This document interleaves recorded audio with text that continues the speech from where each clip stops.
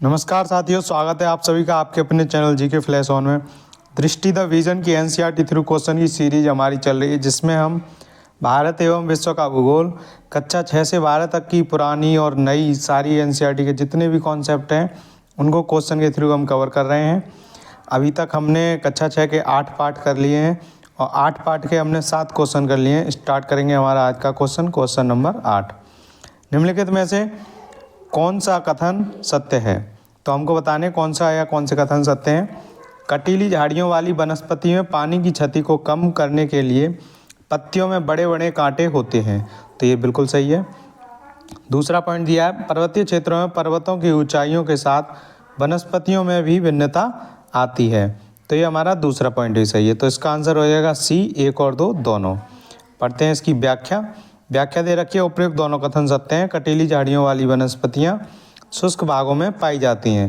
पानी की क्षति को कम करने के लिए इनकी पत्तियों में बड़े बड़े कांटे होते हैं। पर्वतों में ऊंचाई के अनुसार वनस्पतियों के विभिन्न प्रकार पाए जाते हैं, क्योंकि ऊंचाई बढ़ने के साथ तापमान में कमी आती है। पढ़ते हैं हमारा नेक्स्ट क्वेश्चन 9 दिया, नीचे दी गई सूची 1 और सूची 2 को सुमेलित कीजिए। तो पहले इसको सुमेलित कर लेते हैं, फिर देखते हैं इसका आंसर। रोजवुड और महोगनी, इसका मैच होगा हमारा उष्णकटिबंधीय सदाबहार वन से, यानी ए का सेकंड वाला। पीपल नीम होते हैं हमारे उष्णकटिबंधीय पतझड़ वन, तो इसका हो जाएगा बी का 4th। सी खैर बबूल का मैच होगा कटीली झाड़ियाँ, सी का 3rd। पाइन देवदार ये होते हैं पर्वतीय वनस्पति, और इसका आंसर हो जाएगा डी का 1st। तो देखते हैं ए का सेकंड किस में दिया है। ए का सेकंड दिया है सी वाले में, तो ए की आंसर है ए का सेकंड, बी का 4, सी का 3rd, डी का 1। देखते हैं इस क्वेश्चन की व्याख्या, और व्याख्या दे रखी है क्वेश्चन 9 की। उष्णकटिबंधीय सदाबहार वन रोजवुड, महोगनी, आबनूस आदि होते हैं। ये सारे उष्णकटिबंधीय सदाबहार वन है, रोजवुड, महोगनी, आबनूस। उष्णकटिबंधीय पतझड़ वन पीपल, नीम, शीशम, सागौन, साल आदि। कटीली झाड़ियाँ खैर, बबूल, कैक्टस, कीकर आदि। पर्वतीय वनस्पति होती हैं पाइन, देवदार, चीड़ आदि। पढ़ते हैं हमारा next question number 10। Mangrove one के संदर्भ में निम्नलिखित कथनों पर विचार कीजिए। तो मैंग्रोव वन जो होते हैं ये वन खारे पानी में भी रह सकते हैं, बिल्कुल सही बात है। सुंदरी इस प्रकार के वनों की महत्वपूर्ण प्रजाति है, ये भी सही बात है। तो हमारा आंसर 1 और 2 दोनों उत्तर हो गया हमारा सी। पढ़ते हैं इसकी व्याख्या। मैंग्रोव वन खारे पानी में भी रह सकते हैं। ये मुख्यतः पश्चिम बंगाल के सुंदरवन तथा अंडमान निकोबार के द्वीप समूहों में पाए जाते हैं। सुंदरी इस प्रकार के वनों की महत्वपूर्ण प्रजाति है। इस प्रजाति के नाम पर इस क्षेत्र का नाम सुंदरवन पड़ा, अतः दोनों कथन सत्य हैं। अब पढ़ते हैं हमारा नेक्स्ट क्वेश्चन नंबर 11। वन्यजीव सप्ताह कब मनाया जाता है? तो वन्यजीव सप्ताह मनाया जाता है हमारा अक्टूबर के पहले सप्ताह में। पढ़ते हैं इसकी व्याख्या। प्रत्येक वर्ष अक्टूबर के पहले सप्ताह में वन्यजीव सप्ताह के रूप में मनाया जाता है, ताकि वन्य जीवों के निवास को संरक्षित रखने के लिए जागरूकता लाई जा सके। तो अक्टूबर के पहले सप्ताह में हमारा वन्यजीव सप्ताह मनाया जाता है। पढ़ते हैं हमारा नेक्स्ट क्वेश्चन नंबर 12।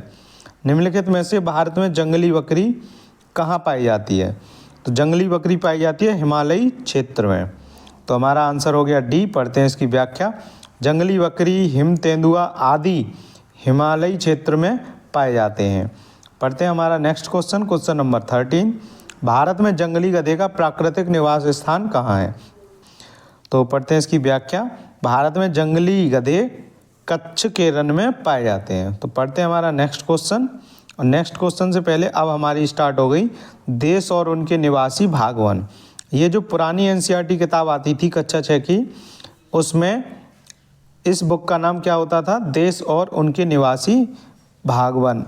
तो पढ़ते हैं इसको। पहला चैप्टर है अफ्रीका का फर्स्ट क्वेश्चन। अफ्रीका महाद्वीप यूरोप से किन स्थलाकृतिक संरचनाओं के द्वारा अलग होता है? तो हमको बताना है ये किन के द्वारा अलग होता है। ऑप्शन दिया है जिब्राल्टर जल संधि और भूमध्य सागर, इन दोनों के ही द्वारा अफ्रीका महाद्वीप यूरोप से अलग होता है, और वो भी स्थलाकृति, यानी कि जो ज़मीनें होती हैं वो। अब हम देखेंगे इसकी व्याख्या और आंसर हो जाएगा हमारा ए, केवल 1 और 2। इसकी व्याख्या दी गई है, अफ्रीका महाद्वीप यूरोप महाद्वीप से भूमध्य सागर एवं जिब्राल्टर जल संधि के द्वारा अलग होता है। जिब्राल्टर जल संधि स्पेन के अफ्रीका महाद्वीप के मोरक्को से अलग करती है तथा भूमध्य सागर को उत्तर अटलांटिक महासागर से जोड़ती है। पढ़ते हैं हमारा नेक्स्ट क्वेश्चन, क्वेश्चन नंबर 2। निम्नलिखित में से कौन सी स्थलाकृति एशिया महाद्वीप को अफ्रीका महाद्वीप से अलग करती हैं? तो एशिया महाद्वीप को अफ्रीका महाद्वीप से जो अलग करती हैं वो स्थलाकृतिक हैं सुएज नहर, लाल सागर, बाब अल मंदेव जल संधि। यहाँ इसने एल लिख दिया, इसको इंग्लिश में एल लिखते हैं तो इसको अल बोलेंगे हिंदी में, यहाँ हिंदी में थोड़ी टाइपिंग एरर है। तो ये है हमारी 3, सुएज नहर, लाल सागर, बाब अल मंदेव जल संधि। ये तीनों जो है एशिया महाद्वीप को अफ्रीका महाद्वीप से अलग करती हैं।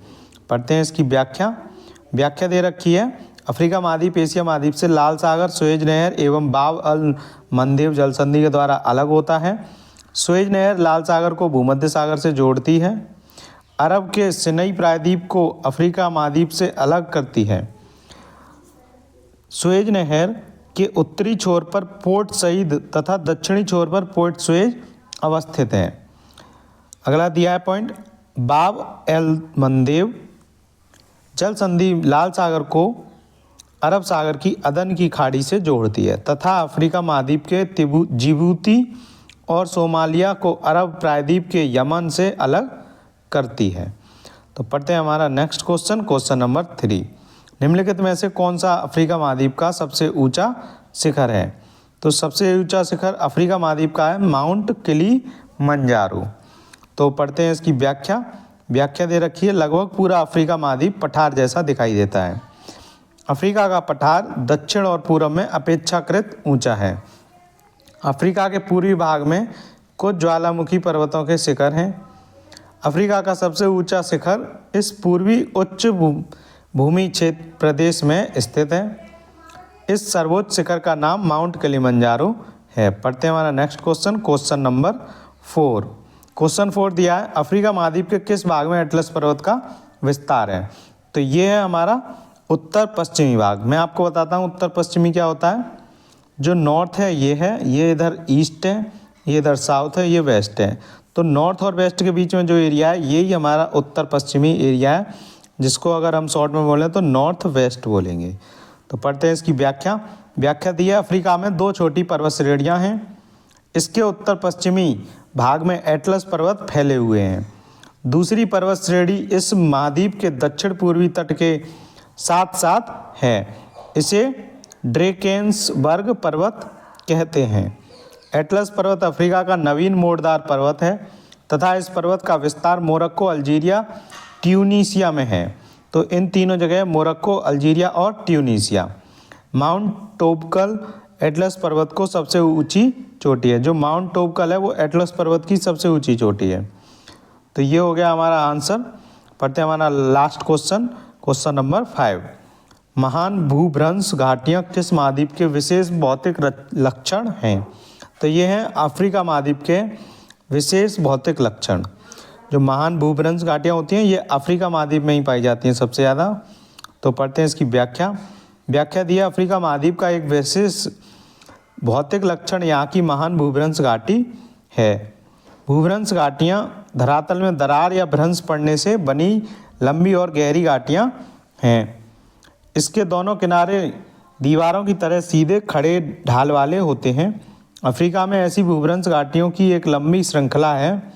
यह मलावी झील के दक्षिण से उत्तर में लाल सागर, सुएज की खाड़ी से होते हुए मृत सागर तक चली गई है, इसलिए इसे महान भूभ्रंश घाटी कहते हैं। तो आज हमने आखिरी क्वेश्चन अपना पढ़ लिया है।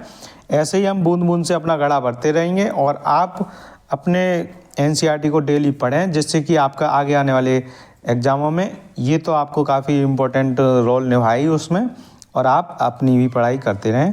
Thank you so much.